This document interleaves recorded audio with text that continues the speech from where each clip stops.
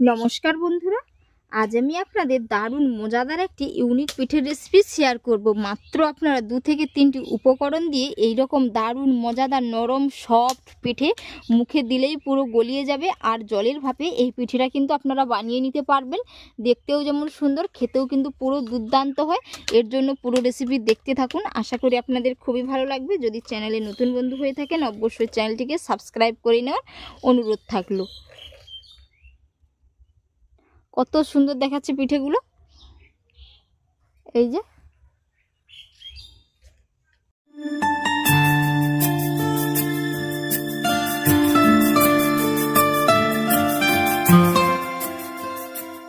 পিঠে তৈরির জন্য এখানে আমি 3টি উপকরণ নিয়েছি, চিনি, চালের গুঁড়ো আর নারকেলের কোড়া নিয়েছি। এবার আমি পিঠেটা বানিয়ে নেব।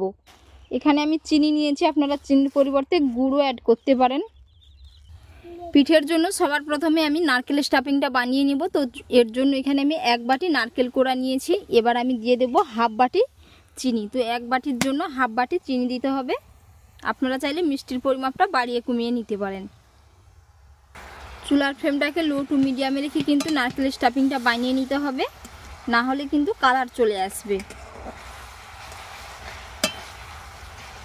চিনিগুলো পুরোপুরি মেল্ট হয়ে গেলেই নামিয়ে নেব। নারকেলের স্টাফিংটা বানাতে বন্ধুরা বেশি টাইম লাগে না, মাত্র 3 থেকে 4 মিনিটেই কিন্তু বানানো হয়ে যায়। এইদিকে নারকেলের স্টাফিংটা রেডি হয়ে গেছে, এই যে। এবার আমি এটা তুলে নেব। এবার আমি ডোটা বানিয়ে নিব। তো ডো বানানোর জন্য কড়াইয়ের মধ্যে এখানে আমি 2 কাপ জল দিয়ে দিচ্ছি। বন্ধুরা, প্রতিদিনের মতো কে কোথা থেকে রেসিপি দেখছেন অবশ্যই কমেন্ট করে জানাবেন। যদি রেসিপি ভালো লেগে থাকে অবশ্যই একটা লাইক করে দিবেন। সাথে চ্যানেলে যদি নতুন বন্ধু হয়ে থাকেন অবশ্যই চ্যানেলটিকে সাবস্ক্রাইব করে নেওয়ার অনুরোধ থাকলো। এবার দিয়ে দেব পরিমাণ মতো লবণ। তো জলটা ভালো করে ফুটিয়ে নেব। এইদিকে জলটা খুব সুন্দর হয়ে ফুটে উঠেছে। এবার আমি এর মধ্যে 1 কাপ চালের গুঁড়ো দিয়ে দিচ্ছি। তো বন্ধুরা, এখানে আপনারা চালের পরিবর্তে সুজি দিয়েও কিন্তু পিঠেটা বানিয়ে নিতে পারবেন, দারুণ হয় সুজি দিয়ে বানালেও।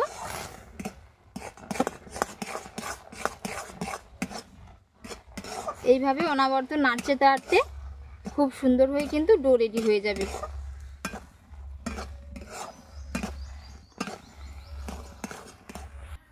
খুব সুন্দর করে ডো রেডি হয়ে গেছে, কড়াই থেকে নিজের থেকেই ছেড়ে যাচ্ছে। তো এবার এটা আমি তুলে কিছুটা ঠান্ডা করে নেব। এইদিকে ডোটা কিছুটা ঠান্ডা হয়ে গেছে, হাত দেওয়া যাচ্ছে। এবার এটাকে আমি খুব ভালো করে হাত দিয়ে ঠেসে ঠেসে একেবারে স্মুথ একটি ডো রেডি করে নেব। এইভাবে 3 থেকে 4 মিনিট খুব ভালো করে হাত দিয়ে ঠেসে নেব। ভালো করে হাত দিয়ে ঠেসে নিয়েছি। এবার আমি এইরকম করে ছোট্ট ছোট্ট করে লেচি কেটে নেব। এইরকম করে লেচির সাইজগুলো কিন্তু কেটে নেব। খুব বেশি বড়ও করব না, খুব বেশি একেবারেই ছোট না, এইরকম করে সাইজগুলো করে নেব। এবার আমি এগুলোকে হাত দিয়ে এরকম করে একটু ঘুরিয়ে নেব। এই যে এরকম সাইজটা বানিয়ে নেব। সমস্ত লেচিগুলো খুব সুন্দর করে কেটে নিয়েছি, পুরো একই মাপ করে কেটে নিয়েছি। এবার আমি এগুলোর মধ্যে নারকেলের স্টাফিংটা ভরে নেব। এরকম করে বাটির মতো করে নেব, যেরকম আমরা পুলি পিঠে বানাই ঠিক একই রকমভাবে এরকম করে এর মধ্যে অল্প করে, এই যে অল্প করে দিয়ে স্টাফিংটা, এবার এটাকে আমি সিল করে নেব। এই যে এরকম করে কিন্তু সিল করে নিতে হবে। এই যে আবারও একটা ঠিক একই রকমভাবে বানিয়ে নিচ্ছি। মুখটা সিল করে এরকম করে হাত দিয়ে একটু ঘুরিয়ে নেব। এই যে দেখুন কত সুন্দর হয়েছে। এক এক করে কিন্তু আমি সমস্তগুলো বানিয়ে নেব।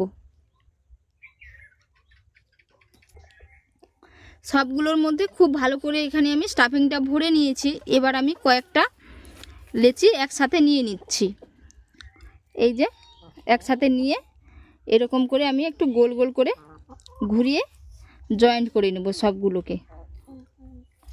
এই যে বন্ধুরা দেখুন, এরকম করেই কিন্তু আমি সবগুলো বানিয়ে নেব।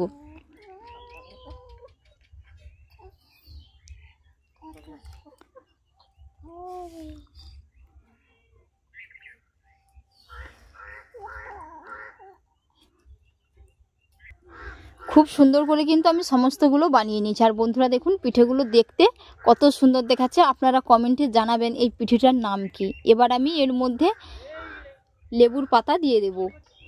এবার এখানে আমি একটু সামান্য ফুড কালার নিয়েছি। আপনাদের কাছে যদি না ফুড কালার থাকে আপনারা কিন্তু এখানে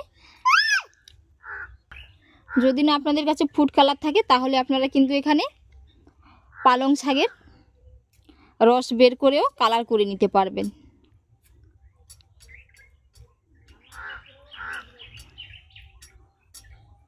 এরকম করে লাগিয়ে নেব। খুব সুন্দর করে কালার করে নিয়েছি। এবার আমি এরকম পাতা নিয়ে এর মধ্যে দিয়ে দেব উপর দিয়ে। এই যে এরকম করে পাতাগুলো ভরে নেব।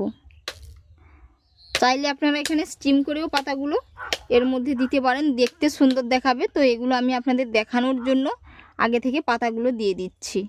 এই যে কত সুন্দর দেখাচ্ছে দেখুন বন্ধুরা, পুরো একেবারেই একটা ফল।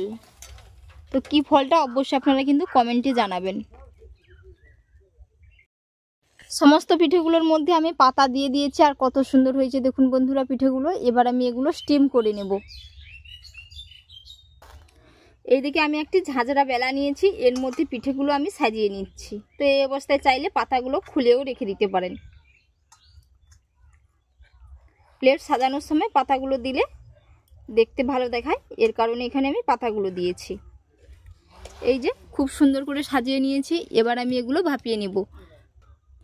ভাপানোর জন্য এই যে স্ট্রেনার বসিয়ে দিয়েছি নিচে জল দিয়ে। এবার আমি ঝাঁঝরি বেলাটা বসিয়ে দিলাম, দিয়ে ঢাকনা দিয়ে পুরো 10 মিনিটের জন্য স্টিম করে নেব।